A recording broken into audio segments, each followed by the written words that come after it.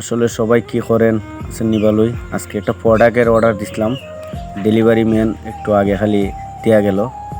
এখন আপনারা আমার সাথে থাকবেন, আমি এটা একটু ওপেন করতেছি। দেখেন, ওপেন করে দেখা যাক কী বারে হয়। সবাই আমার সাথে থাকবেন আর সুন্দর সুন্দর কমেন্ট করবেন। আর খুব প্যাকেটিং খুব শক্তভাবে করা হয়। দেখেন,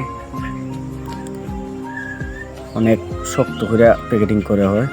এটা একটা ইউকুলেলের অর্ডার দিছিলাম।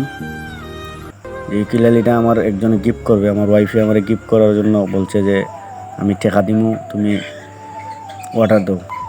সুযোগ পাইছি, এটা তো আর মেজ দেওয়া যায় না। কী করেন আপনারা?